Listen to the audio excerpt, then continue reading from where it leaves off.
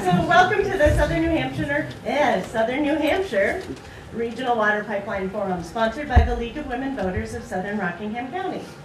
The League of Women Voters, a nonpartisan political organization, encourages informed and active participation in government, works to increase understanding of major public policy issues, and influences public policy through education and advocacy.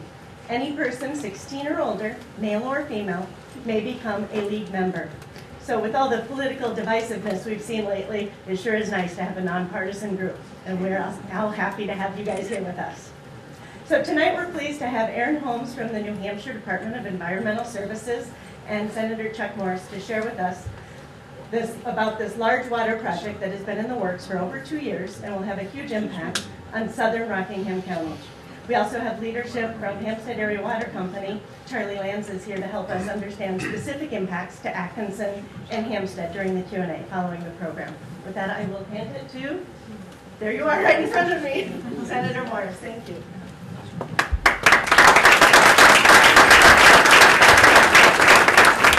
Well, first of all, thank you for coming out. This is the third show we put on in 2 weeks. We're getting better.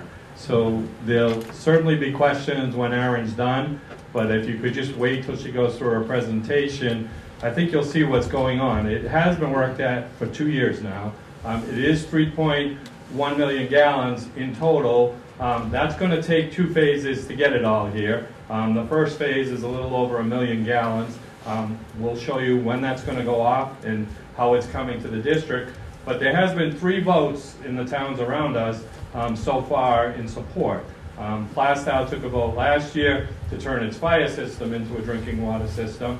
Salem just took a vote to purchase 1.5 million gallons, and Windham took a vote to purchase 200,000 gallons.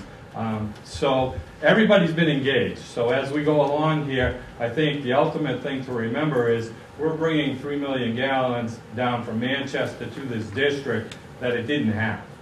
And that's 3 million gallons a day. So that's a big deal for the district, especially when you're in communities like Atkinson and Hampstead that need water right now. Salem certainly wants to make sure it secures its future. And if you're in Plastow, where we started this project from, they certainly were looking at contamination and were looking for a source, and there was no way to drill a clean well around it. You had to bring water in. And we certainly looked at Massachusetts originally through a developer. That wasn't going to work. So it came down to this system, and coming out of Manchester, we certainly made the right choice there because in the long run, coming from Manchester, that water matches Salem's water. Eventually it'll match most of the water in the system in Hampstead and Atkinson, which Charlie can explain to you. And as we get over to Plastow, they're just praying we get there. But the reality of the whole thing is, as Erin will show you, we're on a pretty aggressive schedule. We need your support in that schedule publicly. As we go forward here, there's certainly some more hurdles, but as you'll see in the presentation, a lot of the hurdles are going to happen this month. And once we get through this, we've briefed Governor and Council on this project for the last year. We've been to just about every one of their meetings with the contracts and where we're headed. So the first contract that will go off, I'll be right after the signings from all the communities and the water companies, which hopefully will be this month. Erin's going to assure me of that. But we're certainly meeting with everyone to get to the point that it's this month that they all sign. So once all those communities sign, we'll release that first contract, which Erin will tell you about.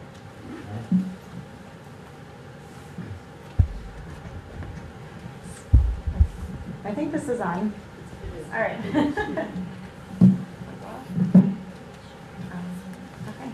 Hi, good evening. How are you? Come over here. So my name is Erin Holmes. I'm with the Department of Environmental Services. I'm the Drinking Water and Groundwater Trust Fund Administrator within the Department of Environmental Services. So my role is really supporting Senator Morse and the Commission of the Trust Fund.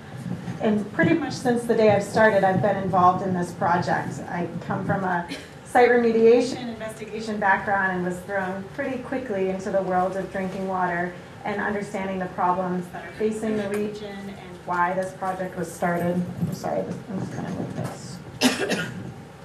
So thank you very much for having us here today. Move it to the other side. You think it'll work better? And then it will fold down. All right, is that better? Yeah. I'll just talk like this. I was thinking it would be helpful, but anyway, the purpose here tonight is to really give you a really broad overview of the project and all aspects of the project, from the funding, the basis of the design, what considerations went into that design, what volumes of water are going to come through, the schedule, and then the different funding sources that are a part of this project. I'm also going to start with a little bit of a background on the two different funds that are supporting this project, how those came about, and then what we've already done with some of those funds as well. So again, if you have any questions, we'll be happy to answer them at the end tonight. So the primary source of the funds for this project come from a 2003 lawsuit with the state of New Hampshire against gasoline manufacturers of the MTBE additive. It was added to make gasoline cleaner burning. Turns out it's not so good for groundwater and really not good for people either. And over several years, about 10 years of litigation went into this lawsuit. It resulted in the establishment of the MTBE Settlement Fund, which was all the parties except for one said, you know what, we're just going to settle out of court. New Hampshire, here's a bunch of money into the MTBE Settlement Fund, and that was about $82 million that went into that fund.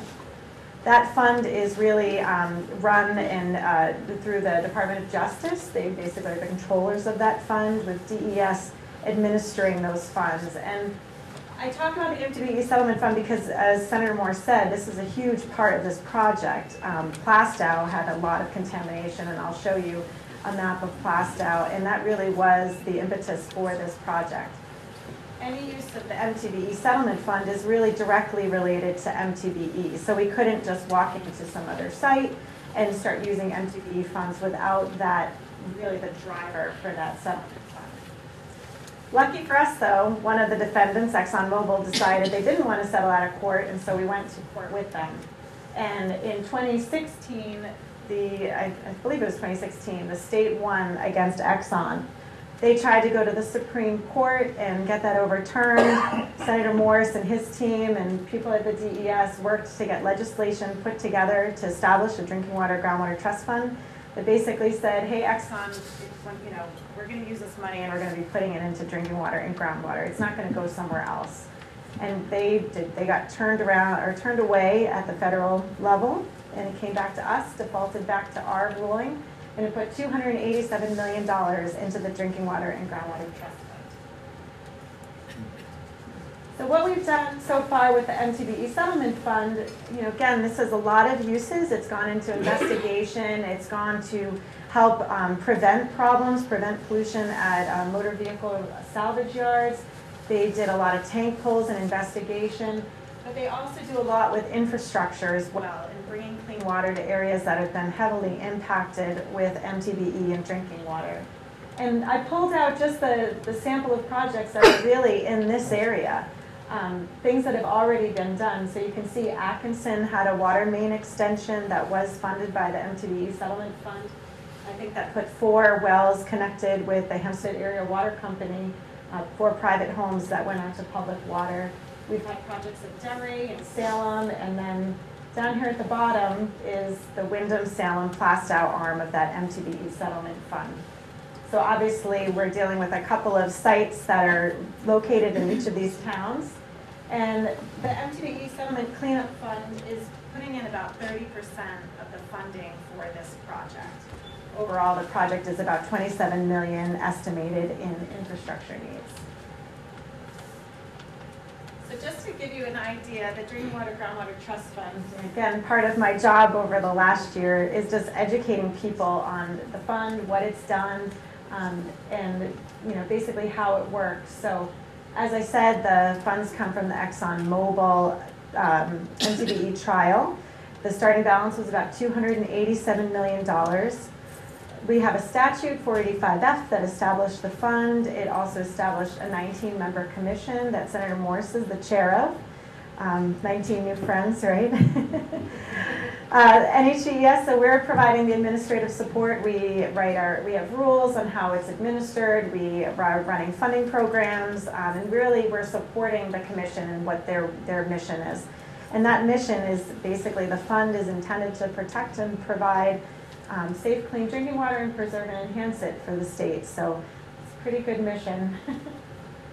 So they've been busy, the 19-member commission, over the last couple of years. And while the Southern New Hampshire project gets a lot of publicity, a lot of talk, because it is a huge project, it affects so many people, there's a lot of projects throughout the state of New Hampshire, as you can see. The green are municipalities that might have 1 or 2 projects going, maybe not just for the municipality. Small water systems are also eligible, so they're included in there. The little stars that you see around the map, those are source water projects. So we have some source water protection projects, and in 2018, the commission approved protecting about 4,700 acres of surface water.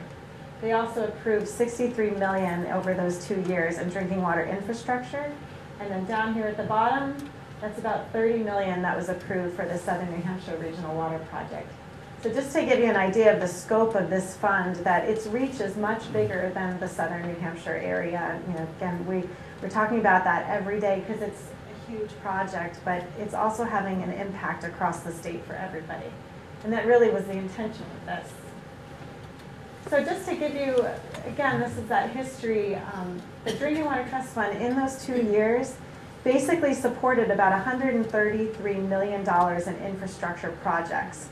They did that through leveraging funds, so combining the Drinking Water Groundwater Trust Fund with MTBE settlement funds with the Drinking Water State Revolving Fund. And those of you who might be involved in municipality or you work for a town, you probably have heard some of these other funding programs that are out there. There's also a lot of local contributions as part of these projects. Private contributions, economic development projects that have come in that are combining and putting money on the table. And we had another project where residences put money in because they really wanted water extended to their communities. So it's really a group effort to get to that $133 million. And when you look at it, the Drinking Water Groundwater Trust Fund grants are only about 20% of that total. There's also the loans that are there, but again, $70 million has come in from outside sources. And that is a great contribution to the state. I mean, you don't normally see $133 million going into infrastructure. And that 133 doesn't include the Southern New Hampshire project. So the Southern New Hampshire project, now this is what you've all been waiting for. So the project objective is really to deliver clean, reliable drinking water to the Southern New Hampshire area. As I mentioned, there are several areas that are impacted with contaminated water. There's also supply issues and capacity issues in those towns. Salem, obviously, they have to maintain their lake. They have issues with supply capacity. They lost some of their capacity with the MTBE. They need it. Plastow has a really tight formation. They just can't put a well in everywhere. They don't have a lot of water. They also have a lot of contamination issues. So there really was a strong need not only to provide clean water to the MTBE areas, but just to get water, 3 million gallons, into this area to help it. I'm going to go over the design overview, and really what was considered with the design is a no regrets policy. So where we talk about this phase 1 flow of 1 million gallons per day, things that are going into the ground are actually designed for that full build of that 3 million. So we don't have to put a pipe in twice. There are other upgrades for that next phase, but right now what's going in the ground is going to get us there. And that was sort of the decision that was made early on when they started working with the engineers, is that design. A summary of the project status and the timeline. Also talk about the funding process. I won't go into great details. Charlie is going to be in the thick of it once they start building, and he'll be able to answer those questions. And then other information that you might need. So just to quickly go over the MTBE areas. This is Wyndham. You can see 93 coming down here. I think this is Range Road, or 111 is going out that way. It changed a lot since I grew up in Wyndham, so I kind of get messed up in this area. But right over here is Clems, Clems Mobile, and Clems basically was is the site where the release was, and impacted drinking water wells around Clems Mobile. So right now we have a couple of properties that still have an MTBE issue. They're not drinking bad water. They have filters on their water wells right now. But this project is going to bring water from 28, yeah, that's 28, from 28 down into Wyndham and then bring it into the Clems area. And then the beauty of Wyndham now getting that water line to the Clems is that they can expand and keep going into their town. This is an opportunity that Wyndham hasn't had in the past, so this is a huge opportunity for them. And as Senator Moore said, they just passed a vote. They're making that commitment that they want to be bringing water into their town. So Salem, just for the engineers out there in the audience, I know there's a couple. Salem had a couple of drinking water wells that in the 80s they discovered had MTBE contamination, and Salem was really looking at these wells as future supply. So they said, all right, we've got these great wells, and then we found out they have MTBE impact. So Salem ultimately lost about 1 million gallons per day capacity that they could be serving their customers with because of MTBE. So that was why Salem needs it. And then coming into Plastow, as I mentioned, Plastow just doesn't have a lot of water to give. They don't have a surface water. They don't have a Canopy Lake. They don't have a Lake Massabesic. And they also have a lot of contamination. I believe the Plastow Lido site is right there, which is one of the major MTBE contaminated sites in Plastow. There's about 56 homes that have MTBE impacts in their drinking water wells in Plastow. You also have a Superfund site up here. This is the BD oil waste site. So again, they don't have a lot of water to give, and you can't just poke a lot of wells into their town because they're going to hit something. And they also have this fire suppression system, which is the blue, which is great for this project because if we can get them water, then we have the conduit to get it out to the town already in place. And as Senator Morris mentioned, the town basically passed a warrant that said, we're okay converting this. We want a drinking water system within our borders. So again, that is a huge lift for the Trustman. It's a huge for Plastow because putting all that infrastructure in would be very expensive for the town. And so here's the big map. As you can see, and it's in the back, so you'll be able to read it if you want to see the pieces of the infrastructure that are going in. But starting up here, we have the water is coming from Manchester Waterworks. There's the source. So their water is being pumped down into Derry. There's some infrastructure that's needed up at the Londonderry town line. And then the project is basically utilizing Derry's system that already exists with some minor upgrades and then an extension to the Wyndham town line. But Derry is a partner in this, and they're wheeling that 1 million gallons of water per day through their system. So then they're going to put in some infrastructure to get us to the border of Wyndham. Wyndham has nothing right now. It's all private wells. They have no infrastructure. So there's a huge infrastructure lift to get water to the Salem border and as well to get down to Clems, which is right over here. So that pink line is running down the full length of Route 28. Luckily, it's a state road, and as long as DOT is good, we can put that in there. And then we have a little bit of a lateral going out here to Clems. Again, the project is really to get that water to these impacted areas. What Wyndham does from this point is up to Wyndham and how they want to run water into their town and bring it into the center. They have a lot of development potential here, so it's providing that water at their doorstep that they're able to use to do other things that they otherwise might have been hamstrung with water availability. Once we get into Salem, we're making use of Salem's very robust system to transfer that water through their town. Salem, again, is also going to be drawing that water. And I put on here the phase 1 allotment. So this is basically the phase 1, the flows that each partner in the project is allotted. So Wyndham right now has 200,000 gallons per day. That's the 300K. Hampstead Area Water Company is about 250,000 gallons per day, 250 in Plastow and 300 in Salem. So that's the allotment as this water is coming through. Again, this is the phase 1 allotment to reach that 1 million gallons per day. So making use of Salem's robust system, we'll get up to the border of Salem and Atkinson. Again, the pink shows anything that's new, so there's some infrastructure that's needed at the border. Hawk and Salem are working out the design and the build of that. that will get water into Hawk system. For those of you in Atkinson, it's West Side Road and Sharon Road? Shannon Road. So right down there, that's where that infrastructure is going to be going in. And then there's the first piece of infrastructure that I'll talk a little bit more about later is a water storage tank that's going in Atkinson. And then coming up to the border in the interconnection with Plastow, there's some infrastructure over here as well, and a pretty long run to get to the fire suppression system. As well as in Plastow, they have a water storage tank that's part of their infrastructure needs as well. So that's the big overall picture. You know, Charlie is very intimate with the details of what Hawk is going to be building, what's needed, and where they're looking to put things. You know, one of the kind of the big hurdles I'll talk about is just the easements, and you know, all that administrative stuff is what takes a long time.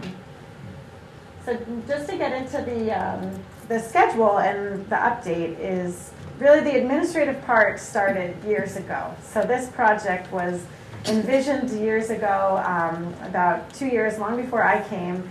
And through all that, you know, putting pipe on paper and a map and looking at how the water flows is not that hard. It's getting into the details of an agreement and getting 7 people in 7 municipalities and private water companies to sit at a table and agree to something, to agree to get water to Plastow, to agree to get water to Hawk, to agree to get water to Wyndham through Derry.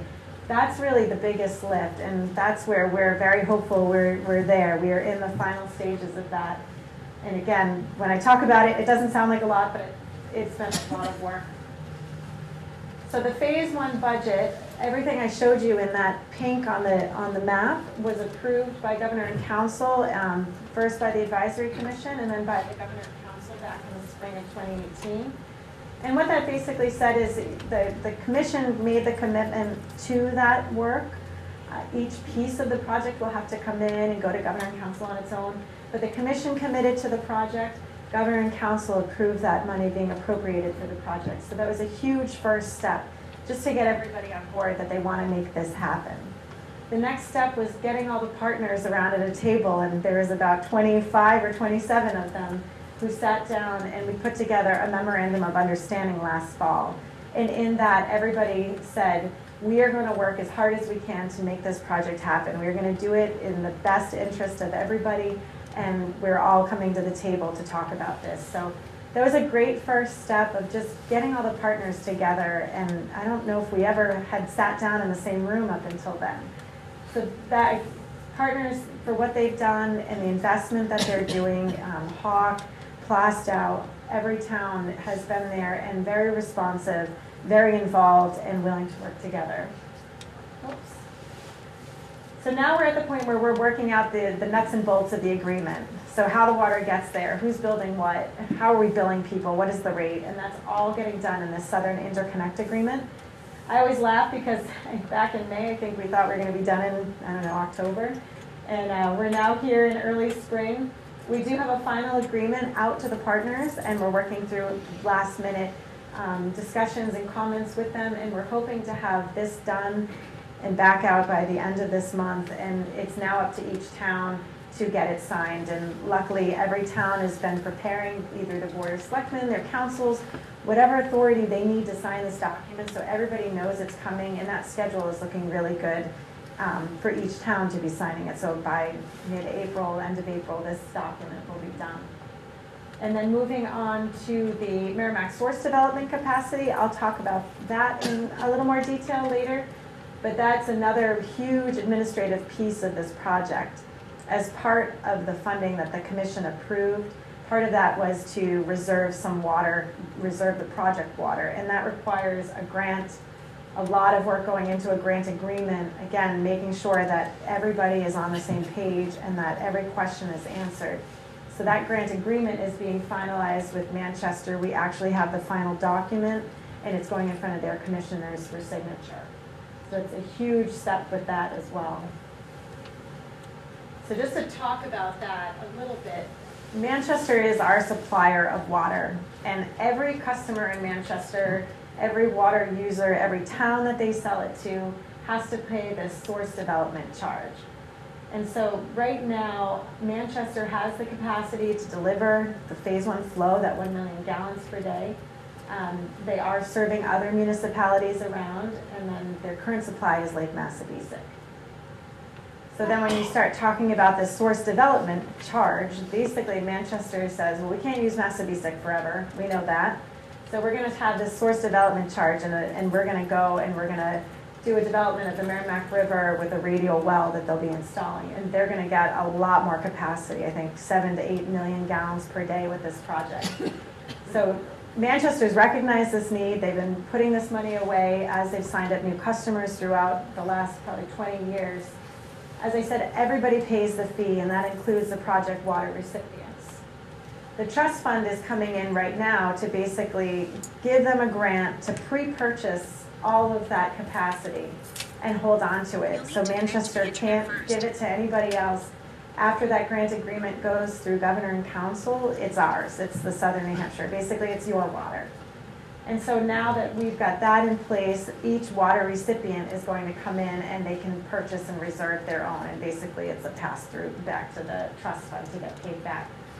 As Senator Moore said, Salem passed that they're basically on board, and the town agreed, we want this water, it's important. Same with Wyndham. Wyndham is on board as well. And then going forward, though, this reservation and this pre-purchase is ensuring that capacity in the region for the project.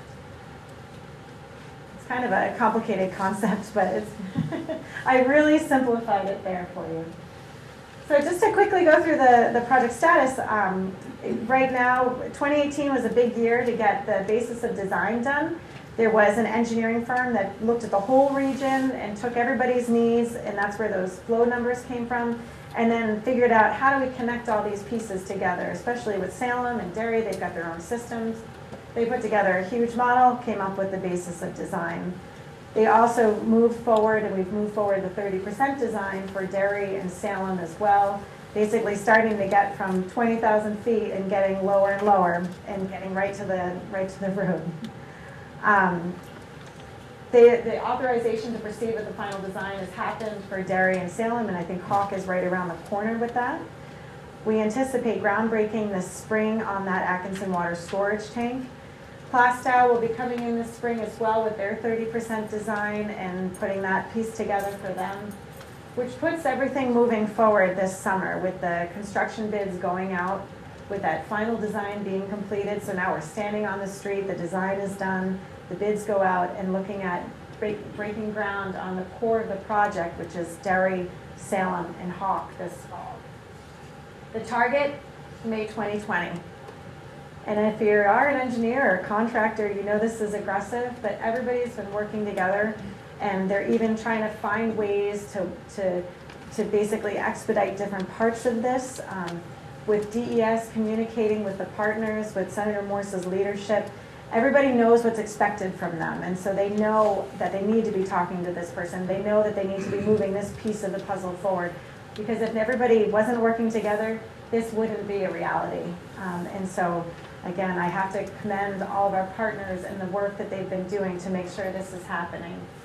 You know, this fall is going to be great. There's going to be a lot of movement on this project, and you will drive by and you will see this going into the ground.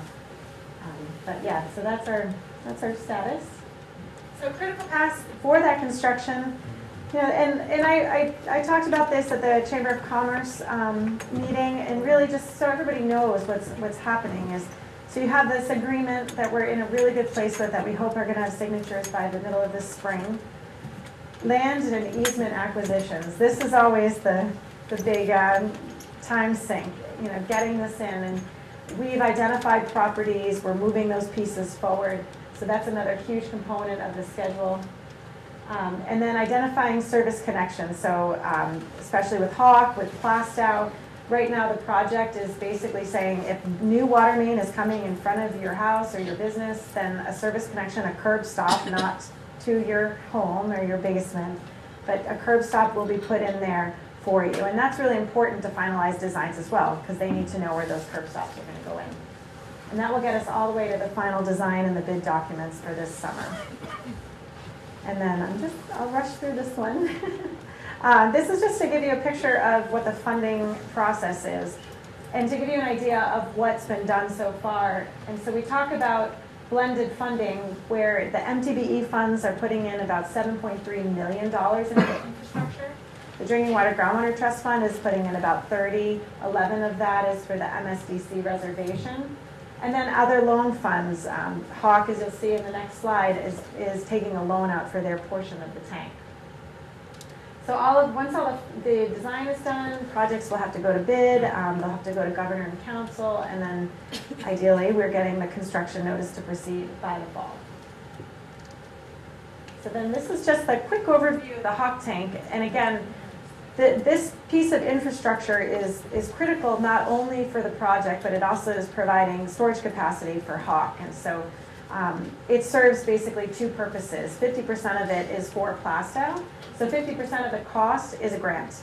And then Hawk, because they've been such a great partner, they're leaning into this project. Hawk is also getting a grant for part of their portion of the tank as well. Hawk, again, this is for them, it's for their system. They're taking on a loan for this tank. So they're really leaning into this project and making this happen. This was approved by the Advisory Commission for the Drinking Water Groundwater Trust Fund back in November. And now we're just working through the final agreements to get this in place so that they can start construction.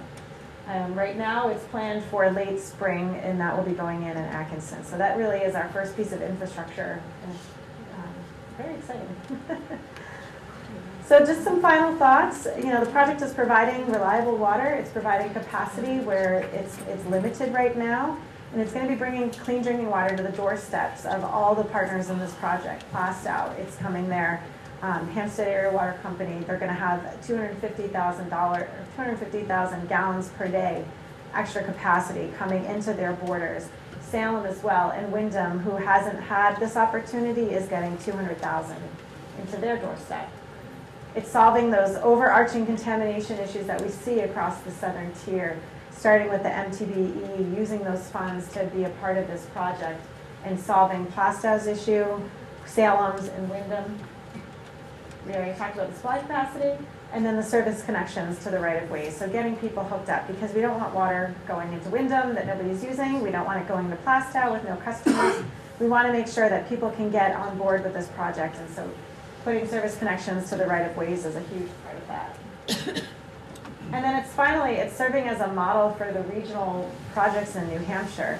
This really is breaking new ground in a regional interconnection of water. Small systems might do this, and Rick can probably talk to you about interconnections of smaller systems, but to pull back and look at a project that affects so many people in so many different communities, this really is the first in New Hampshire. And the partners have been a part of this since day one.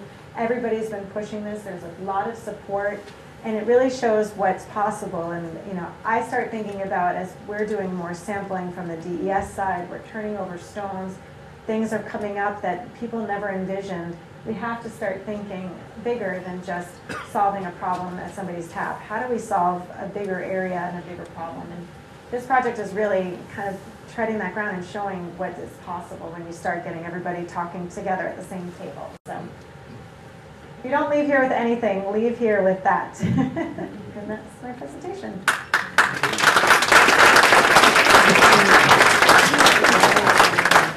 Just a couple of things to note, especially if you're in Hampstead and Atkinson. And we certainly, you know, if we're in Salem, we tune this to a different direction, but 250,000 gallons per day is what's scheduled in the first phase to come into this area.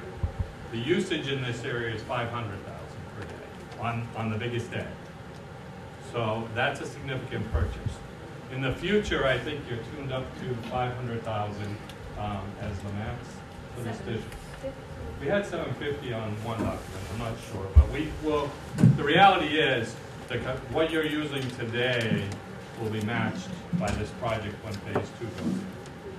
That's significant, because there's no other way to get that kind of water without going into the ground with wells, and I'm sure everyone has concerns about that. I mean, the state had concerns back in 2004. We wrote laws.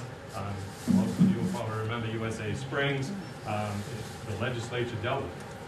So there's large groundwater Wells have to go through a permitting process, and, you know, it's pretty strict. So as you're looking at development in this area, I think it's important to understand the water coming down to this district is very important to this district. So that's the water that's coming into here. I don't want Plastow to leave here, because I know Norm's here, thinking we didn't include them in this slide and it's dropping off the map. There's several things going on. There's document that's being signed by all these communities. Once this document's signed, the cash flow on the first 93 million is definitely in the state's favor. We have not been able to get all this money out because engineering's in the background, people are doing their work, and as they're doing their work, we're releasing the funds, but it's not coming quick enough.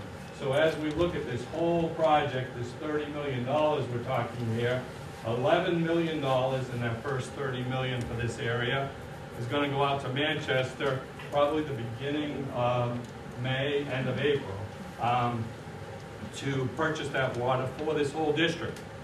We're going to buy it as a state, and you're going to pay us back. If you don't buy your share of it up front, then 3% a year, just like Manchester charges its own citizens. So the state's holding the money for you, but we'll get our interest back. That's going to happen right away. We're going to release the first 11 million. Aaron talked about the fact that on 28 in Salem, we have a pipe coming through Derry, and we have a pipe coming out of Salem that are going to meet each other. Salem's going to run the project from Salem to some point where it meets Derry, and Derry's going to run the other end of the project so we can speed this up. They're two separate projects. Along with that, I mentioned the tank in this community, and that tank's an interesting funding arrangement, because when you look at that tank, it was 1.8 million when we started this project. It's now 2.1 million. That's because of new federal taxation. It went up 300,000 that Hawk has to pay for, because they actually have to take this in as income in their system. So the state had to come up with a formula to help make this all happen to keep your water rate down.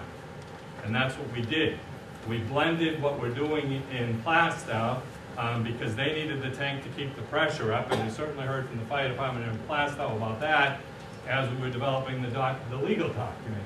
But the reality of the whole thing is, between Plastow and Atkinson, they're sharing in building that tank, and we blended the funding sources because we had much more contamination money in the town of Plastow to make this work. So as these parts start to blend together, I think the interesting thing that everybody should be aware of, 2 years ago, engineering was being done for all these communities that had contamination, and the study of how much water they're going to need in the future was being done. That was all being done before anybody started talking about water in any of these communities. So what was calculated was all calculated by engineers. It wasn't just done on a wing and a prayer. It was certainly done under a model that started in Plastow, New Hampshire, but while we were doing that, Salem aggressively was doing studies on theirs. Then we brought Hawk into the fold, and we brought Wyndham into it. So as they calculated their uses, that's how we got that 3.1. That came into effect because engineering played a significant role. As engineering will play a significant role throughout this project, in the next 3 months, if we're going to get these pipes in the ground so we can turn the water on next spring, it'll be mostly about engineering and securing the sites we need to put in pumping stations and things like that. That's all part of what Aaron's saying the department's working on right now. If you go to a meeting at the State House, which is once a month on the Water Commission, half the Department of Environmental Services is at that meeting, because that's how aggressively the state's looking at putting clean water into these communities. And I know as we have questions come out, there's things that are going to come up as scientists get better and better and better at testing water. We're seeing it every day in Concord. PFOAs and things like that are being discussed every day in Concord. The top priority for this fund, the governor's made it pretty clear, that at any point in time, this fund, if there was to be contamination anywhere, this fund will look at solving the problem. So as we look at how the model is going to work in the future, come April this year, there's a model that's been in place for a long time. It's called SRW, it's a drinking water trust fund. That favors poorer communities a little bit more than it would favor communities like ours around here. But that model is strictly loans with some forgiveness. Poorer communities, they get forgiveness. That model's been in place forever. $9 million per year, give or take, in that fund. So that's what we've had in this state for a long time, and nothing more. So as these two funds opened up, all gas stations with about 80 million, ExxonMobil with about 280 million. This is unique to New Hampshire. So as that fund moves on, this summer, which Aaron pointed out, we'll certainly start looking at protecting sites throughout the state of New Hampshire. We did that in this model that we just ran the course of, and you saw all the protections that we did in the state of New Hampshire. You'll be applying for that this summer. The committee is actually voting on this our next meeting. Then this fall, you'll be applying for things like what was just shown. And as that happens, people are going to be looking at this project as a model, I'm sure, throughout the state. Let me tell you what we're asking people to do. And the best example was Windham, because they actually, the selectmen listened to us, but they just weren't ready to put the project on the ballot this year. But they had about an $8 to $9 million project going down Route 111. They have 2 PFOA sites. They can come in at any point in time to talk to the state of New Hampshire at the commission level with that project.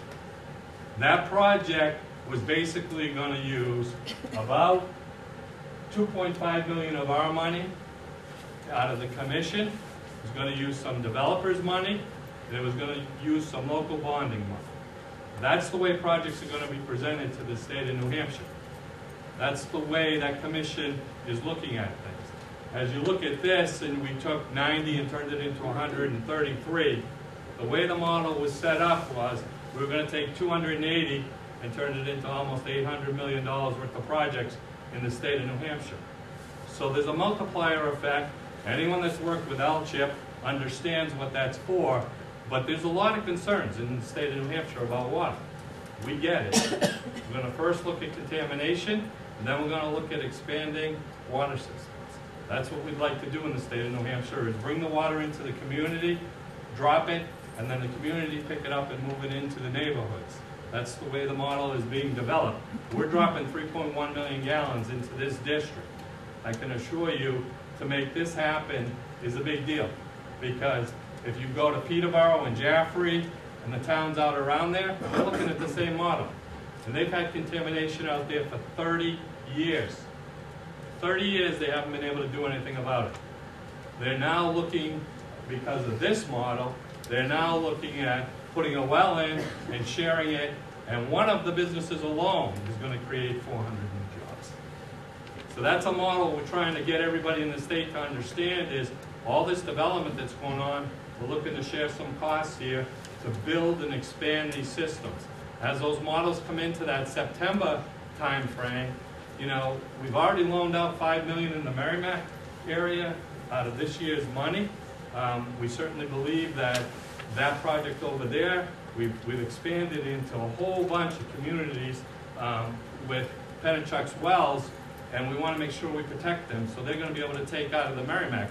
They borrowed the money as a loan, and they're going to make sure they protect their own system. So as we look through the year, we have $37 million available. Five was taken already. $2.5 million that we're looking at out in the Jaffrey area. We've pretty much committed to them if they can secure all the local funding on what's a $10 million project.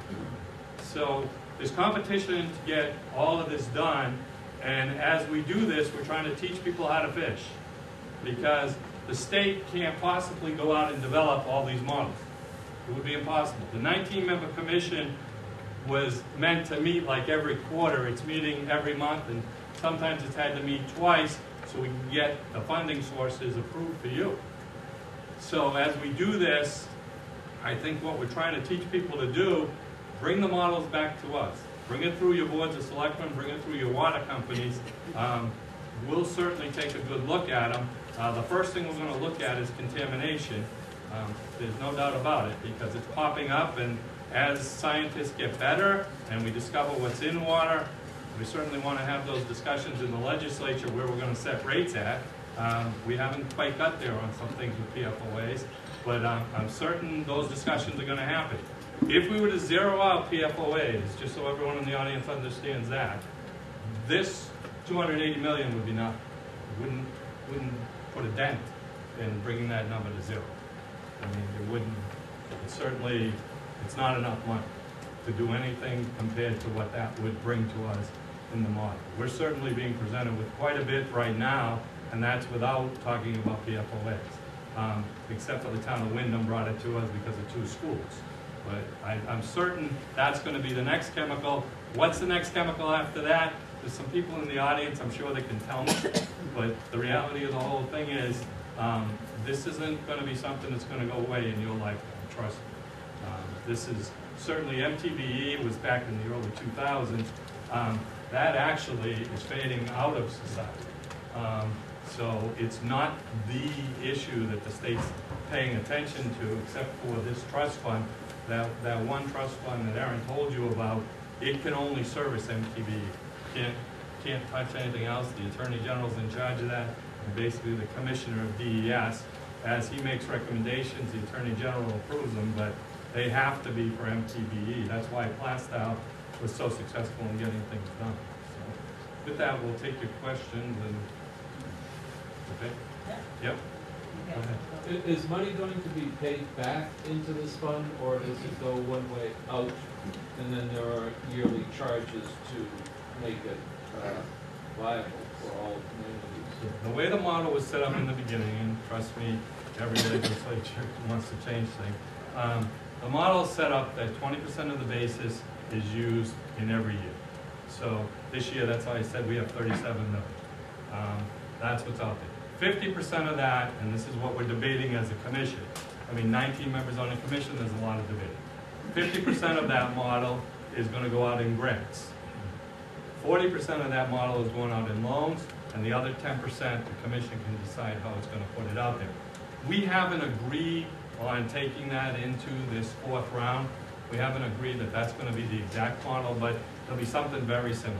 So out of 37 million, about 50% of it will be in grants.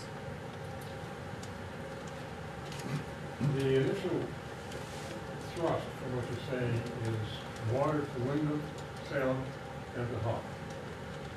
Basically, we're dealing with public money. State owns all of this money.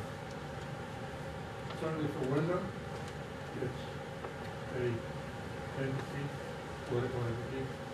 Salem is a political entity. How do you justify giving money and water to a privately owned company?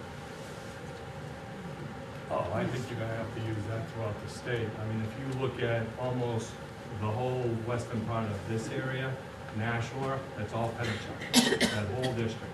All the way, you know, if you go up into, they pull out of Merrimack, New Hampshire, they certainly went across the river to service the community there with everything that's going on in St. Gilvain. It's all Pennachuck. Every part of that. As you talk about some of the issues around here, you talk about, we could be in Derry. Pennachuck runs the north side of Derry. Pennachuck runs the west side of Windham. You know, east of that, Salem looks like they're going to pick that up in their model, but that's certainly, I don't think there's any concern at the state level. These people are so professional. They live under models that are very stringent. They have to be at the PUC to make any kind of move. That water tank right now in this community is at the PUC. They have to prove to the PUC that it's good for the users in these communities to put that water tank out. There isn't anything you can tell me in this meeting today that isn't common sense about that water tank.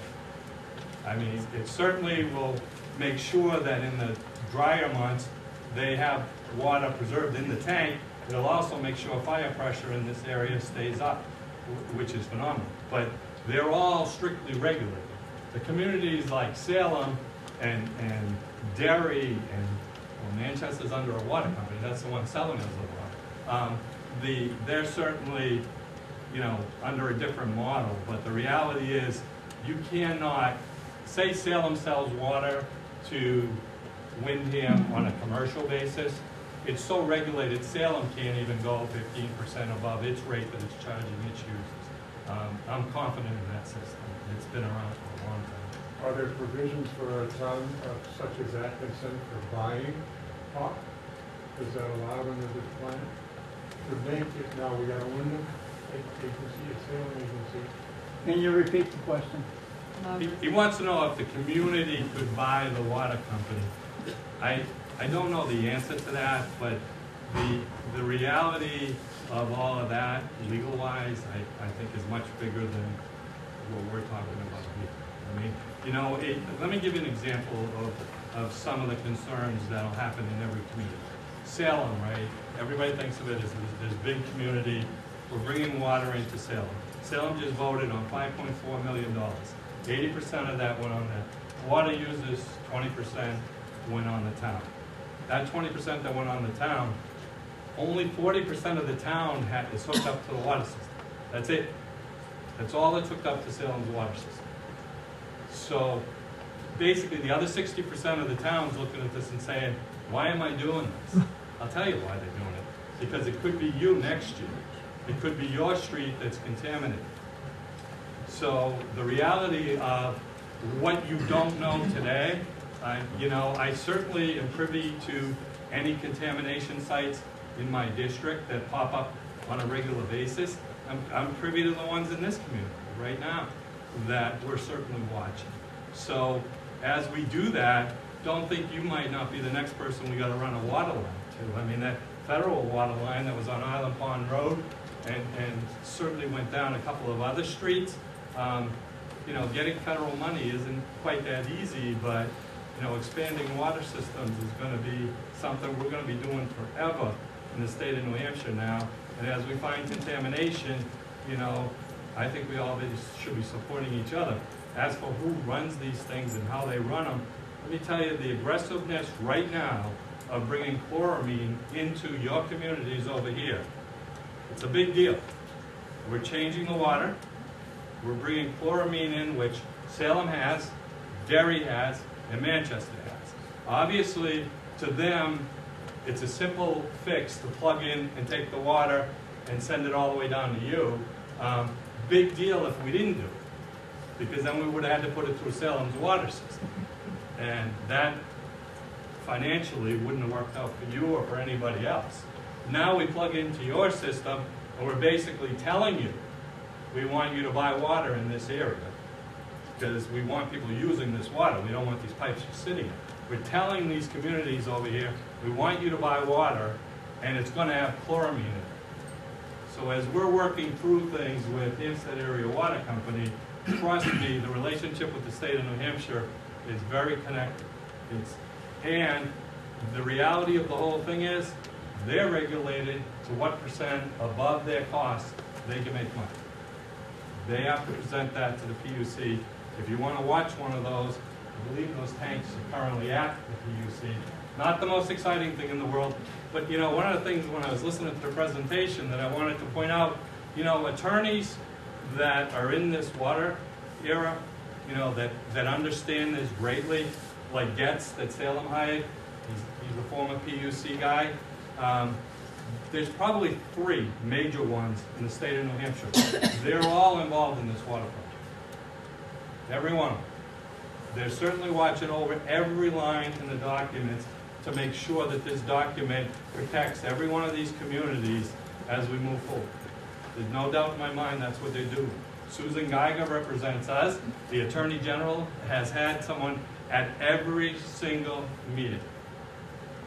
We have been well represented, and it's all to make sure you are protected during the fact that we're bringing water down here. This hasn't been done before. And getting everybody to cooperate at a rate that starts in Manchester at about $1.55, and ends up in Plastow at about $3.55. Those are round numbers, so don't grab onto them exactly. That was a feat in itself, because ask Plastow what they would have paid Haverhill, and Haverhill would not have allowed them to connect to a commercial system, which is the system we're connecting to. would not have allowed them to put water to their commercial kitchen. So, and it was $7. So, go ahead. You know, you've talked a lot about the politics, and it's very interesting to hear what an incredible job you've done in that regard. What size pipe are you using? What's the pipe material? And what's the capacity? How much more water can you pump through that pipe if you need to? It's being designed to 3.1. I think Aaron made that clear. We're designing the system with 18 and 20 inch pipe coming down Route 28. And The rest of the system is basically, you gotta understand, Salem's got a huge investment in their system, Derry has a huge investment in their system. We're not paying for any of the connections. Once we connect into them, we're not paying for any of that pipe. Are they using ductile or poly? It's their choice, but Yeah. It could either be ductile or poly, I'm not sure. so you have a lot of extra capacity, is what you're saying. We could double the demand, and this pipe would be big enough to handle it. We should clarify, is it 750 For Hampstead, for Hampstead?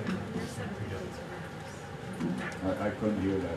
We'll clarify what your max is. It's already, this is scripted. You can't change it. The reality of what you're allowed to take in the next, this phase and phase 2 is totally done. You can't change it because Manchester will only let us have that amount of water that we're buying. It would be helpful to know what it is that we're dealing with, though. Yeah, so you know, what we were, the phase 1 allotments you can see up here, so, but as I said, the design of the pipes and the pink that you're seeing, you might be able to see some of the more finer details on the larger map, and then we also have a basis of design document that is publicly available. Those pieces, we're not gonna have to dig up 28 again. So the whole design was designed with the intention of being able to bring 3.13 million gallons of water per day into the region. Manchester can't give us that yet. They only have about a little bit over a million excess capacity in their current state, but they are working on that development. That's where that development chart is. Once they get that radio well online, they're gonna have a lot more capacity available. And the pipe will have the capacity to carry this. Yes. Correct, there are other infrastructure needs. There's other infrastructure needs when you get into Atkinson going into classes. But we're certainly working alongside them to make sure that that works its way through. The only thing that we have to be careful of there is if we start laying pipe right now as a state, there's this federal tax thing. We're wary of all of that right now because we don't need to add, we added $300,000 to this project on just that tank alone. There's got to be a better way. We certainly want to fight that. We want to get that money back from the federal government. We don't believe it's right, but we'll work on that. Chuck, what happens to the existing Park wells once this system goes into play? I can't answer that. Do you want to answer that? Yeah, I mean, I can, Charlie Lanza with Hampstead Water. I can try to give you an idea of what we envision. So right now, we're expecting 250,000 gallons a day to come through this phase 1 of the regional interconnection. So that'll be 250,000 gallons per day that we won't be producing out of our wells.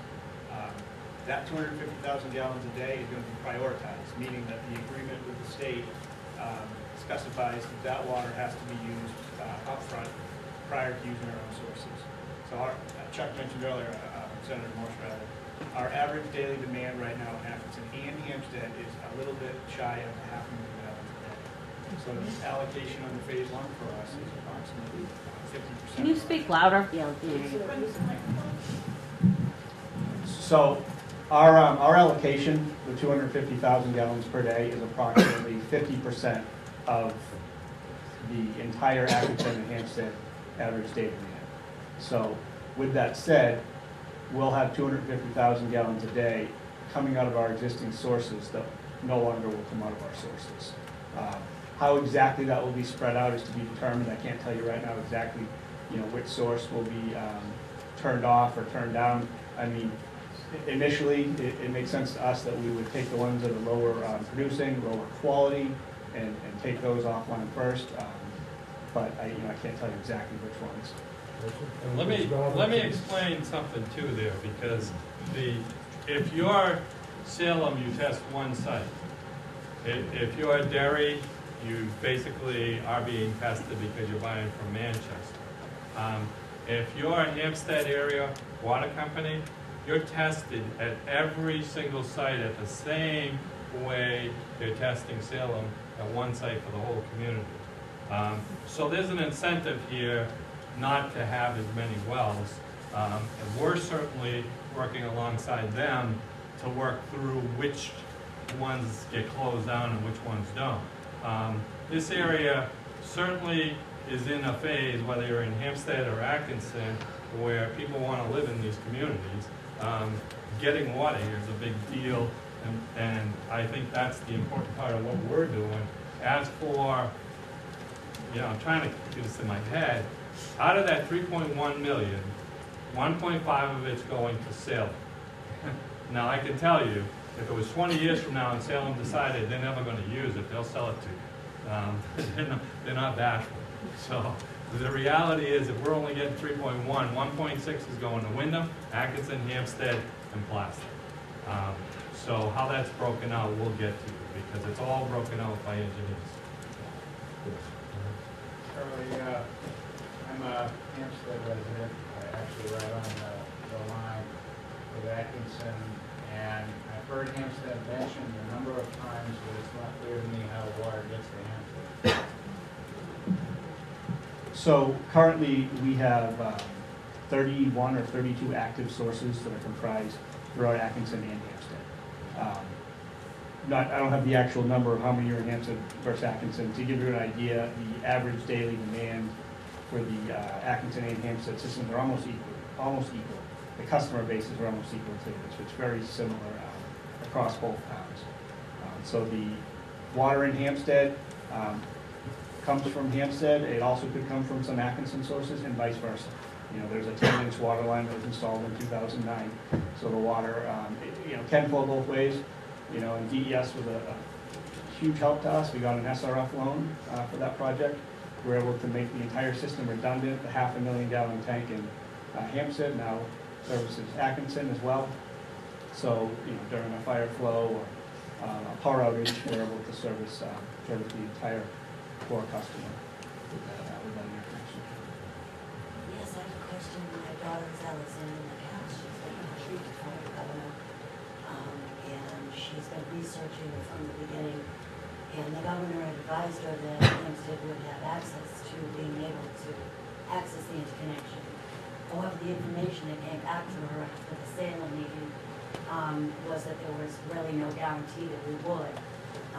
So I'd like to kind of clarify maybe. Yeah, let's clarify that, because that newspaper article was great until the last line. I certainly believe what we said at that meeting was pretty clear. And I said it already once here, and I'll say it again. As a state, we want to bring water sources into the communities. We're certainly dropping one into Windham. We're stopping at Clemens. We're bringing it into Salem. We're plugging into their system. They're fortunate enough to have a pretty robust system. We're plugging into Hawk. They're taking it from there. Hawk's going to plug into Plastow for us. There's a pumping station going there. Plastow is going to build out their own system besides what I showed you on here. All that's happening with the fact that when we get into Hawk and Hampstead, those are together. So will they have water they could expand into Hampstead? Absolutely. What the state isn't going to do is design all these other systems beyond what we've done, because our job was to plug in, and bring sources. That's what we said. And as we move forward in all these communities, and certainly, any community that is used to doing this will start writing grants and writing all kinds of things to come in with a model that's 25% out of us and 75% out of their own community. You're going to see it everywhere when people learn. There were 88 applications to this committee this past year. And I'm sure you're going to start to see them better than we saw. Because we certainly saw communities that came in for 100% being funded. Those are the first ones that we pushed aside and said, it's not gonna happen unless there's contamination, and then we'll sit down and try and figure it out. But the reality was, there wasn't any. So as you start to build out these models, and say you want to expand into Hampstead, I made the statement that there may be better ways to apply to build out in Hampstead. Number one is coming through the backside of Derry. I certainly brought that up because that's been something we've talked about. Is there a need in Derry? I don't know. I mean, certainly when we started this 2 years ago, we heard from communities that they were running out of water and they needed us right away. And I'm not talking about over here in Hampstead and Atkinson. It was in other parts of this. And today they're saying, oh, we don't need your water. That's where we don't want to be involved in those discussions. We want you to solve those problems. It doesn't mean we won't be some of the money. And it doesn't mean that we won't start to go dig up some money federally. Because what New Hampshire's great at is creating these buckets of money and creating awareness. And as we do that, remember, this water is not turning on until next May. That's as soon as we can turn it on. Our top priority next May is to get completely plugged into those people that need it right there in Windham, and to get Plastow up and running. We certainly haven't even talked in this meeting about another water tower. It was presented, but there's another water tower in this model that could go off at any time once we get these contracts signed between everybody. But we're not going to not be there. What we're not going to be able to do is design every one of these extensions throughout the state of New Hampshire. On this model, we're in Whitefield, New Hampshire. I mean, certainly $8 million worth of investment, I believe, went up in Whitefield. So that model was $4 million and $4 million, because that was one of the first things we did. Part of it was a grant, part of it was a loan. You know, that community couldn't have done it any other way. But there's been models throughout the state that we've stepped in and helped when they've come to us and presented. And I think that's an important piece to learn here. If you have issues and want to extend water lines, you know, you need to get together with people. I mean, we certainly, when we looked at Windham, you know, Pennachuck said we can't go talk to users. The demand has to be requested. Well, that was Pennachuck's water company. You know, so as we're sitting there saying, we're bringing $2 million worth of pipe from Route 28 to Clem's gas station, and why are we doing it if nobody's hooking up? You know, I'll cancel this in one day. In the stroke of a pen, we'll take it right out of the project if nobody wants to hook up. Now, all of a sudden, everybody wants to talk to us, because now it looks like it's Salem that's going to be the supplier to the end user. They're working out that agreement. That's not us. We're not working it out. There's this one document, SIA, and then there's documents where the water companies are working things out themselves. That's happening everywhere in this model. I wanted to thank all of you for being here tonight to speak with us. I'm another Hampstead resident, and I had a question, maybe directed to the Hampstead Area Water Company. I know as long ago as 2006, the DES has been working with you in terms of water system capacity assessment and projecting future uses. Can you project for us of how much of the water you're going to be purchasing from this project you're actually allocating to future users as compared to current users? So all of the water being purchased, all the 250,000 gallons per day under phase one, is going to be used for current customers today, Hampstead Magazine customers. Future capacity will come in the form of whatever capacity we have within our existing supplies and future supplies. You know, it could be phase two, could be another wells. So as far I could say, so right now in our area, it's about 500,000 gallons a day, if I heard right. Correct. If I was to say in 5 years, have you projected what your customer base use is going to be then? So we historically have added, it's been a couple hundred customers, at most a year, at 150 to 200 gallons per day of actual usage, much less than the actual design numbers, but actual usage. So, we could look at that and project out 5 years, and, as anybody knows, projections are projections. Things slow down, they speed up. Thank you. You mentioned the daily use of 500,000 gallons, and that 250 will come from existing wells and 250 from the new system. Is the intention in doing that to also try and raise the level of the aquifer so that the poor people in Hampstead and those of John Drive will have their aquifer level rise so they can use their wells again? That will be, potentially one side effect. And of course, I think everybody that would be as this project comes forward. Yeah, a related question. If I understand correctly, when this water becomes available to you, did I understand you to say that you would be reducing your pumping and using that as your primary? Because it would seem to me, aren't you being metered and paying for this water that's coming down? Yep. So wouldn't you have an economic incentive to continue to pump from infrastructure that already exists in the Hampstead Water Company rather than buy purchased water? So to some degree, the answer is yes. It's a little complicated. We are going to end up purchasing water at a cost higher than it costs us right now, or at least what we have projected. Looking at our financials and cost to produce water, it is going to be more expensive. Right, but that would be understandable. But again, the point I believe that you must be gaining from this is that there are concerns, as you are well aware, that many people are on wells right now. And I can speak from experience because I built it many years ago. I know what the standing water level was. I know what the pump down was, and putting, along the well fields and so forth.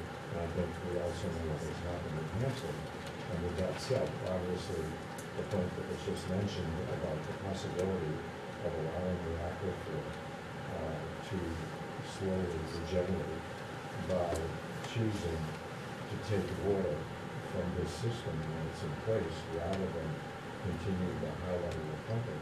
But there seems to be, understandably, to me anyway, an economic incentive to be quite the contrary, to continue to pump at maximum from the local wells, which in effect you have nothing but maintenance costs.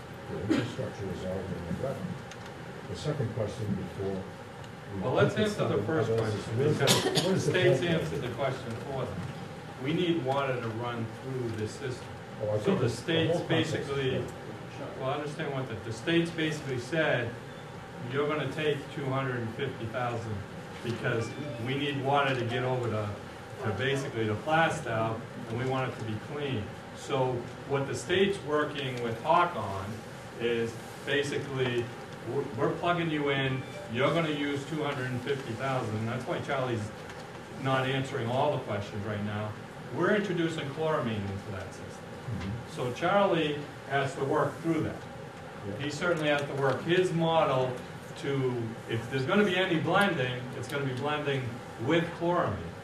So, as the community wants to make sure that we bring water in, we solve some problems, we raise the tide, and I'd be very careful about making any insinuations in any town about why we've had shortages.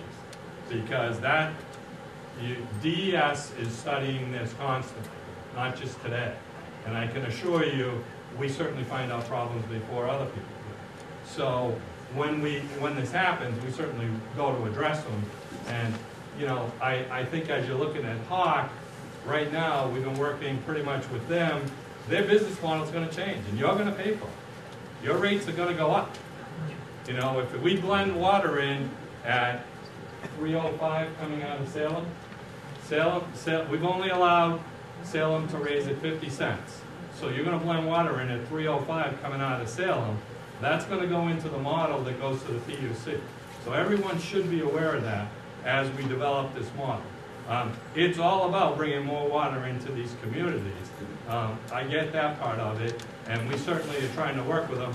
As we introduce chloramine, they're working with us to figure out how 31 wells?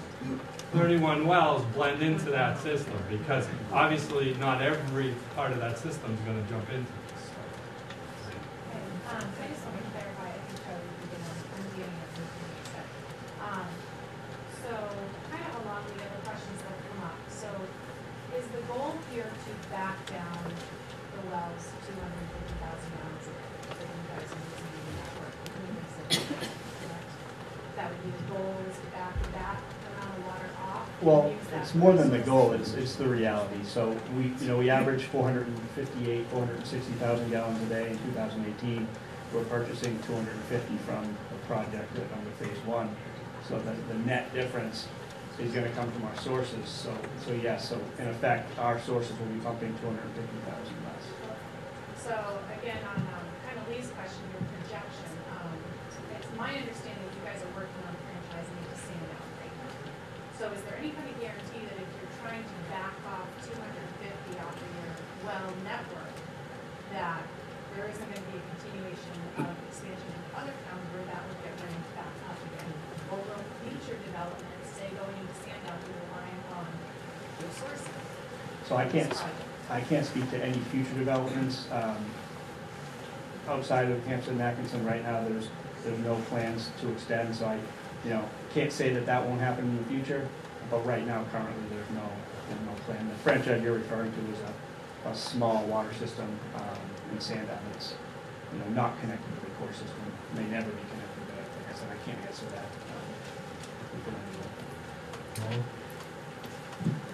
Just one clarification. You purchase it at per cubic foot, right? Yeah. $3.50 a cubic foot. And then a cubic foot has how many gallons? 7 point something. Don't think of that. Well, yeah, it's 740. Is it So it's 1 for cubic foot or 100? It's 100. It's even a lot bigger than that, Okay. yeah, so it's about, 740 gallons. So it's $3.05 coming from Salem to Hawk for 740. What percentage of homes in Atkinson are on top versus private wells? I did come prepared for that question. Also, if you look up at the map, I mean, like, here's the number, all of these yellow and green lines within Atkinson, that's Hawk's system. Those, they're not roads. I can't see that. Oh, that's right, no, yeah. But you can see a good portion of Atkinson is serviced by Hawk. So what I did is I put it into terms that everyone I think can understand. I converted it to population, basically. So Atkinson, we serve 45% of the population, and Hampstead just under 40%. If I'm not mistaken, Hawk disinfects with hypochlorite. Is that an easy blend, or are you going to have to go to chloramines to interconnect? So Senator Morse touched on it a little bit. I'm not going to get into the weeds on the technical details, but it is a very involved process we're working through right now. We currently do use sodium hypochlorite to disinfect, also to aid in filtration, remove iron, manganese, and other contaminants. The water coming from Salem is not chlorinated, it is chloraminated. So it does not play nice with chlorinated water. Ultimately, what it means is we're going to have to change the way we treat a lot of our sources. So we're going to have to work with the state, which we're currently doing, and our consultant to figure out which sources we convert, which sources we don't. So we're currently in that process right now, but the treatment will ultimately change to chloramines. You'll forgive me if this sounds a little bit naive, but I'm curious about one thing. You mentioned that you have something like 30-odd wells in use right now, and they're drawing water from the aquifer that we're sitting on. Do you have, and you mentioned that there's some monitoring going on. Can you tell me, do you have any idea what the size of the aquifer is? Does anybody know the answer to that question? That question, DES could certainly weigh in on. There's multiple aquifers. I don't believe their hydrogeologists are here tonight, but I don't know if Rick wants to try to field it. there are multiple aquifers, and we do have some handle on how they react with one another, particularly with the newer wells that are permitted under the large groundwater withdrawal process. Like Senator Morse mentioned, we have 2 wells in Atkinson, actually 3 wells, and 1 in Hampstead currently being permitted. So those. Any well that was permitted, I believe, since 2004, is under a much different process in the state of New Hampshire. So on a separate meeting, I don't think we can do it here, we could explain, we could bring DES to explain how they do that. But I mean, if you're getting a letter today, you know, and this is going to be every day for the rest of your life with water, you're either getting one about how your well's running, you know, has it been tested, can we come in and test it, because we certainly want to know what's in your water, and then on the other end, we want to make sure we understand what's going on with these aquifers. That's going on all the time. I've certainly heard from many of you that you've gotten letters, and let me tell you, the letters are from different people. They're for different reasons in this district right now. We certainly have, you know, we could come back and present that. The water purification, you're going to use chlorine. Has it ever been ventured that high-intensity photons or electromagnetic radio waves or sunlight, even aeration or anything like that? Well, it's chloramine, and the only thing I can tell you, because this question came up the other day, and the department probably could speak better to it. Manchester's water company is like 5 years straight award-winning water company. So that's the water you're buying. That, you know, it's not like you're buying it straight out of a well. This is going through their system, it's being treated by them, and coming down here. I don't think there's an issue. I told you earlier, we're working very hard along with this to set up protection zones in the state of New Hampshire to make sure that aquifers that are currently out there are being protected. I can assure you, we want to make sure Manchester stays protected. We want to make sure the Merrimack River stays protected because we have 2 major draws coming out of there now between Nashua and Manchester. There's a lot being looked at in that category. And I said there'll be a lot more as we're testing water and we find things. I think that's the unknowns in water. You know, this is in Flint, Michigan, and we never wanted to get to that. You know, the governor made that perfectly clear. What kind of contingencies are in all these agreements to ensure that all the key players keep playing the game and stay involved in this? Yeah, that's a good question, and the reality of all those documents, and there'll be public documents once we get through this phase of it, are certainly solid as a rock. The #1 document would be out of Manchester Waterworks Company because that's about rates. So that document they have done for years because they've sold water for years. So their document is an attachment to the document we've developed. I told you, the best lawyers in water in the state of New Hampshire, along with the lawyers that are representing every one of these companies, are all at the table right now. It's a pretty strong document. We were 2 hours with some pretty intense lawyers at the table this morning just with sales. And that's after, I think she made it pretty clear, Erin made it clear, we've been working on this since September. We had a play nice document, and then in October we got down to brass tacks, and we've been working on this since then. We brought Salem up today, you know, basically to air out anything that their attorney was using. I told you, he worked for the PUC. I mean, he's certainly pretty strong in these documents, and we think we nailed pretty much all of that. But the securities in the documents speak to just about everything. What happens if one of the pipes would break in Derry? You know, is it Salem's fault you don't get water that day? Of course not. All those kind of things have to be drafted into this document. So there's a lot in there, and it's very much down to the lawyers right now. I'm hoping to be very much down to the engineers 2 weeks from now. You indicated that there may be a tank put someplace else. Where is that proposed to be? The other tank's in Plastow.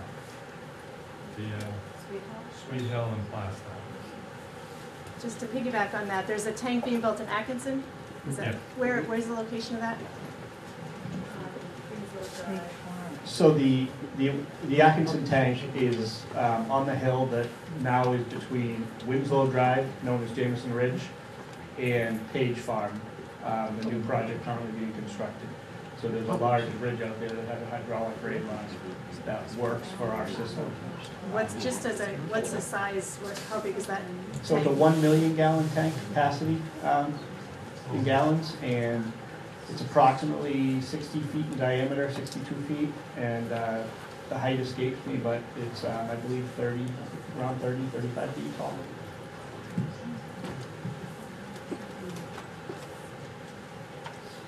Where you out?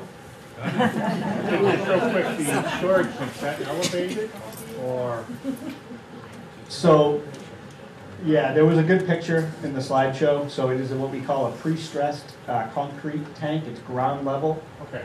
It's entirely concrete and it's stressed with wire. Yeah, so it looks just like that.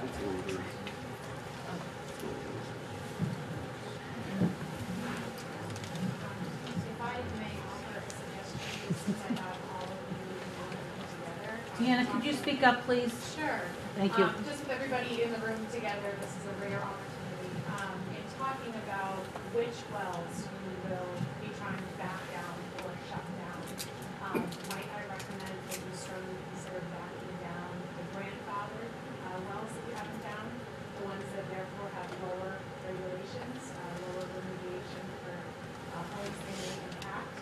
Maybe those should be the first things you guys should look at, and therefore rely on the ones that are fully in the updated regulations. They've gone through the permitting, they have all of those regulations attached to them. That would be my recommendations. Those would be the first ones you would try to back off. You get that some of I'm sorry, I was trying to enunciate. We got it. Trying to get it out there, thank you.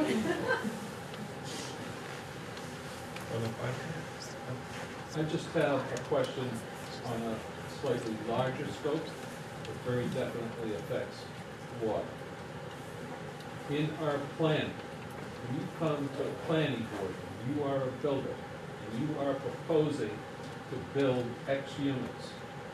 If you meet all the physical requirements, you get the permit to build regardless of whether there's any water or not. Nobody cranks that into the decision. Now, I'm not saying to deny people the right to build and so forth. I'm saying that we've got to get ahead of it so that we have our water resources in place and ready. Last week, Hampstead passed an article directly related to that plan. Because this is an individual city and town, as you know better than I do, in each city and town in the state of New Hampshire. And there are a lot, the people who serve are dedicated people, but they don't have the technical knowledge. And they really, we need to do this planning so that we're ahead of it instead of behind it trying to catch up. Yeah, I'll be totally honest with you. I don't think 2 years ago we'd be having these discussions. I think this situation here wouldn't have rose to the discussion we're having right now because we didn't have forums for this. We've been out 3 times in 2 weeks, so this isn't rare for us. And we're certainly hearing comments about things. Not as much about wells running dry, quite honestly, more about contamination than that. But we're certainly, I think as you hear that, and here's my plug, because I certainly have built enough of the budgets in the state of New Hampshire. You know, as you start to do this, and people are asking about are there future funding sources, one of the pieces of legislation moving forward are lawsuits go into this account. So I think you'll know that there'll be lawsuits. There'll be PFOA lawsuits. We're sure of that. I mean, we're finding it already. But the reality of the whole thing is, you know, as people start to look to spend money on what I'd consider frivolous, I'm certainly hearing from people everywhere, and we're certainly in Hampstead hearing, that one of the key issues is water. We're hearing it. We're not just hearing it in this district, but it's everywhere. If you go over to Merrimack, New Hampshire right now, one of the key issues is water. And certainly people weren't held to standards, 10, 20, 30 years ago that they're held to today, but there's definitely issues coming in these communities. So, be careful what you wish for, because this is my budget hack. We're out there spending in the Senate $303 million today. On what? Some of it's needed, but not all of it. And I certainly believe as I march around doing these water meetings, I'm hearing pretty clear from a lot of people that they need some help to get, things finished.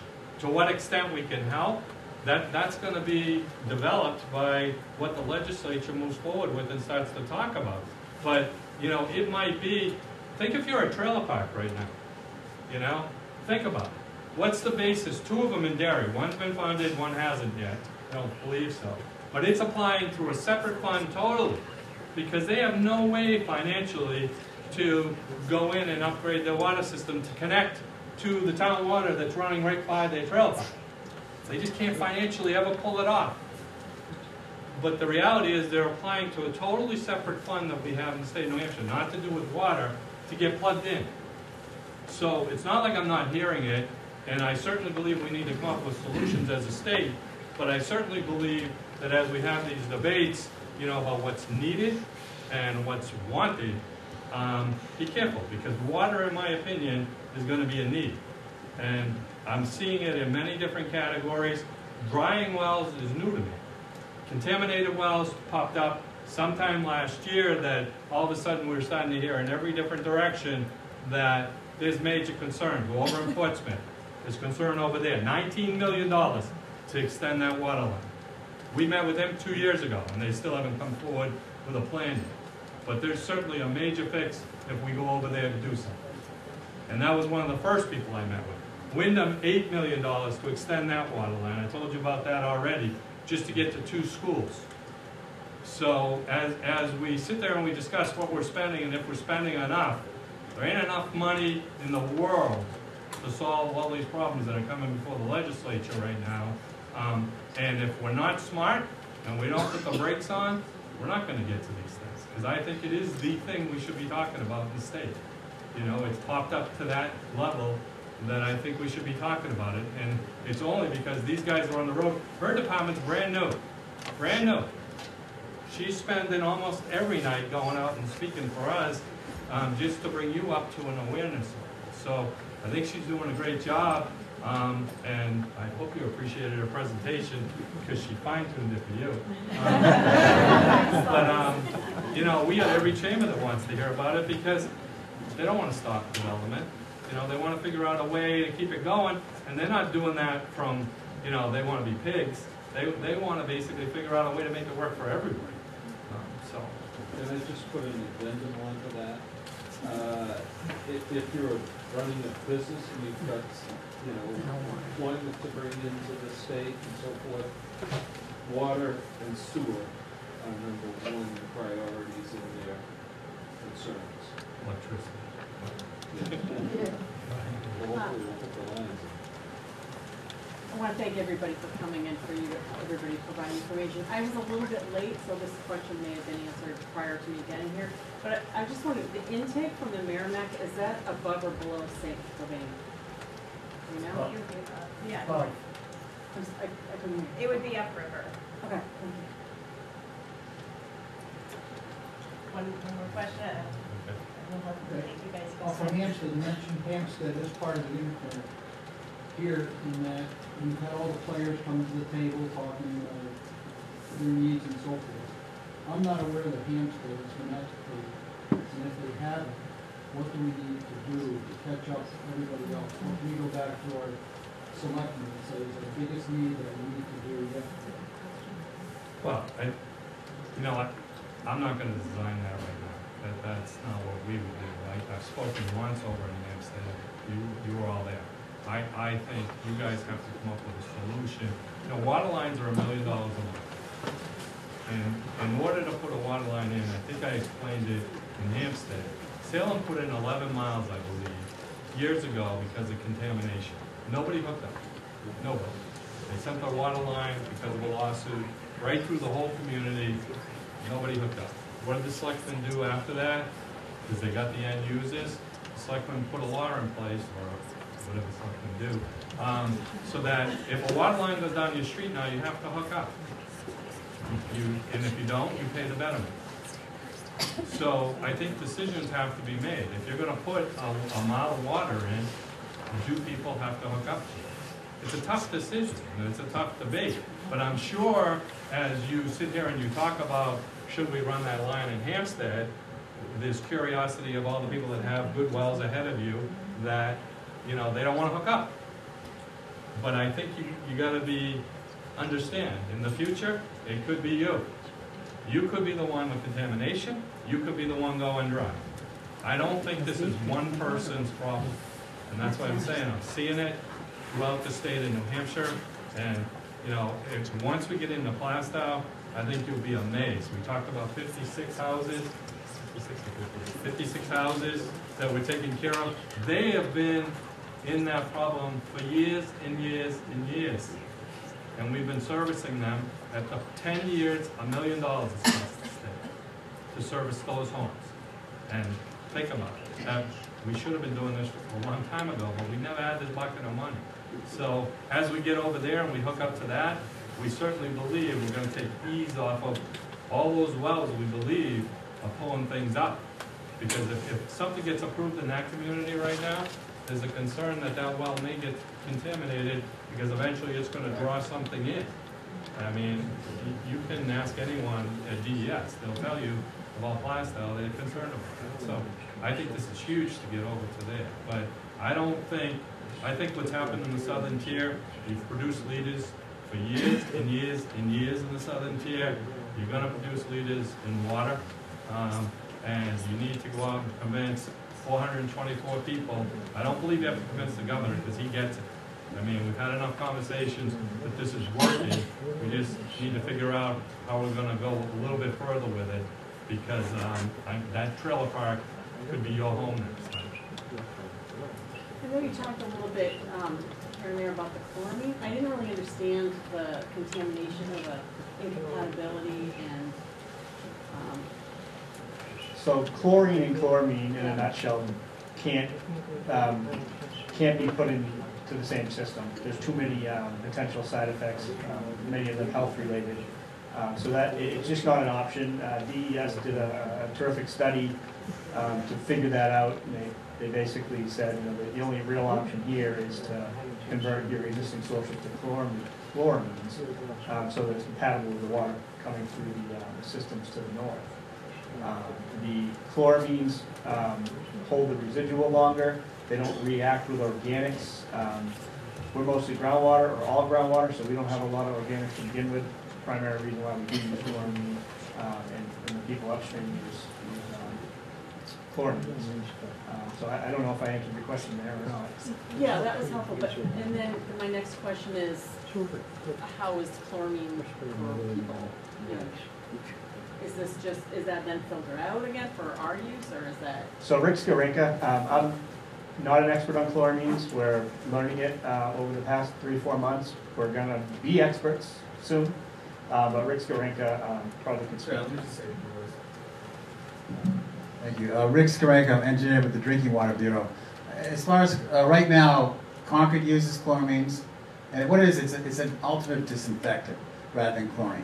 Essentially, it's chlorine is added, but then they add ammonia into the water too. And as Charlie said, it's much better for whole. It's less residual you need. It doesn't react with organics that are naturally occurring in the water.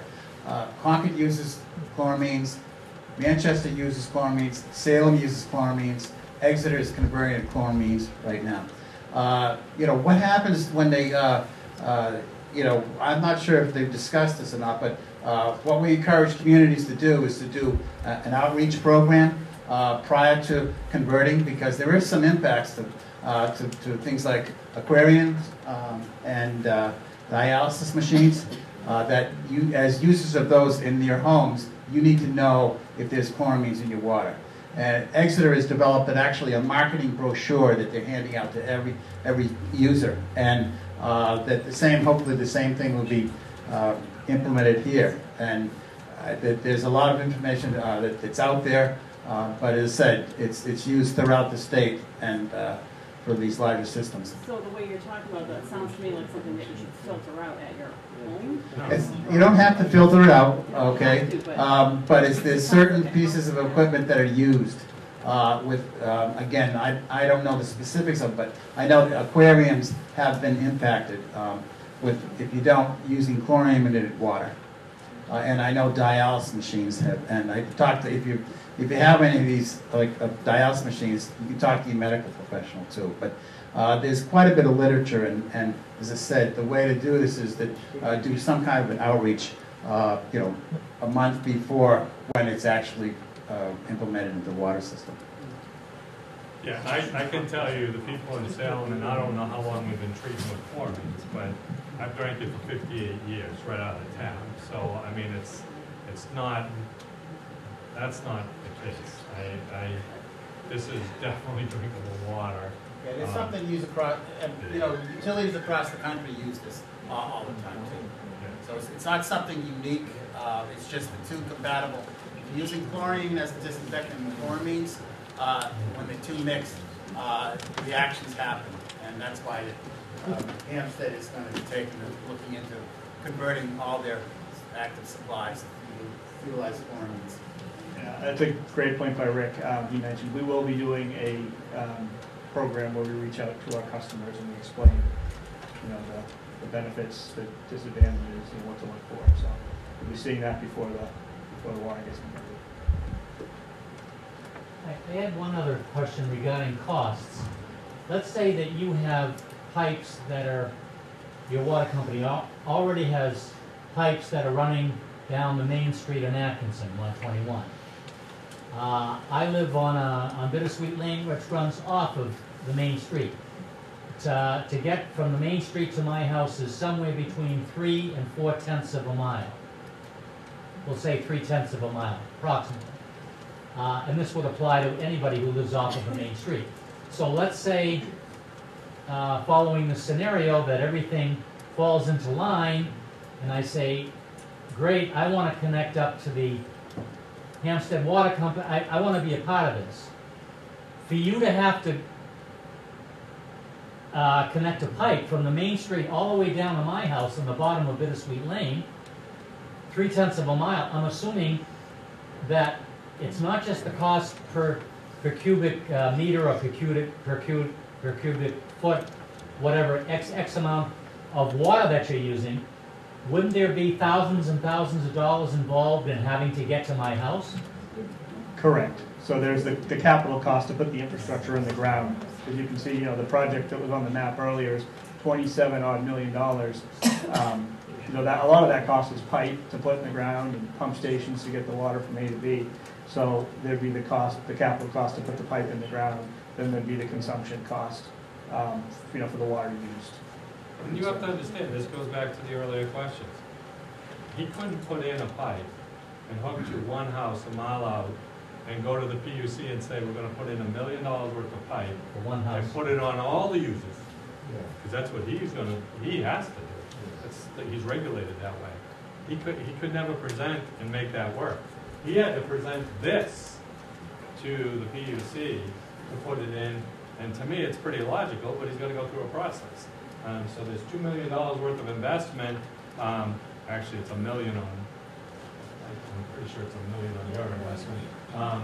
In that goes on the rate payers. So that's, those things have to be discussed as you move along, and there's certainly legalities. I think we pushed the limit because we kept DES out pretty late. Yes, I was going to say, is there just one last question, or we? Actually, I do have one question. Okay. So what if this well's dry, and that's his only option of getting water? That's where I said it's a community has to talk about those things. The state isn't in the position right now to design any of those solutions. We're not. I mean, you know, you can imagine we're affecting every unit that he talked about. It sounds like it's the same mix as Salem. 40% of Salem and 40% of these two communities, just with what we're doing. You know, and so we plop in and we put this water in. Now you have. Okay, she's okay. She's okay. All right. Yeah. Okay. The water's we'll get it.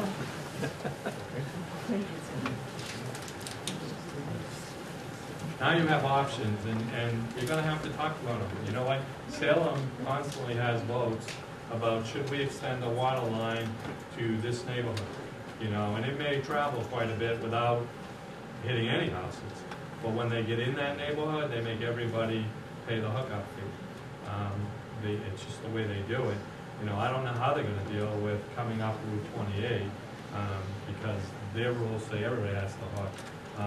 So they're coming through the town of Wyndham. So we're going to have to work those kind of things out. But the Wyndham's never had public water, so this is new. What's happening for them? So essentially, you guys are getting public water in this community. Senator, I know school, you gave a very good example. In Salem, if they want to extend the line, it's Tom Hook. How do we deal with the cost? Is it just do it on their own? There's no vote. No, because I mentioned Pennachuck earlier telling me nobody wanted water. I mean, the reality is Pennachuck is regulated in a much different way. They're owned by the city of Nashville. Okay, so Pennachuck can only invest 10% of their profits every year. Right? In 2 years, I've learned a lot. Okay, now you come to Hawk, you know, and everyone's going to come in with an idea shortly to Hawk. I guarantee you. And we're working with them on this chlorine thing. You know, what's the number to switch over to chlorine? What's the cost? The capital cost is more. Yeah, $500,000 to switch your system over. Switch it over here, and to bring in this extra water, just so that they have the technology and they can run a system compatible with everyone else. So as we do that, we certainly want to get through that phase of this. But taking that pipe and extending it further and doing other things, that's going to become debates that you guys are going to have locally. You know, what's going to make sense? Does it make sense to go talk to Derry, who has 1 million in capacity right now? Already has it. They have 1 million in capacity. They cannot sell water to anyone outside of Derry. But, you know, them extending water in Derry to the Hampstead line, and, you know, at that point you got Pennachuck and you got Hawk. You know, what would happen there? I don't know. But, you know, is it something someone should go explore? Yeah, why not? I mean, it's something that could be talked about. I'm telling you, it's going to be talked about everywhere, and it's going to be the next thing to talk about. You're going to have to talk about it financially, like you do a budget on anything. I mean, that isn't going to be me. Do you want some extra money for some help or some loans? We're there. You know, we're up there, and you're going to come present to us like 88 other people did, or 88 other communities. And by the way, they weren't just, you know, towns supplying. There were water companies. They were all kinds of, like, parks and things like that presented. You know, everybody came up and presented.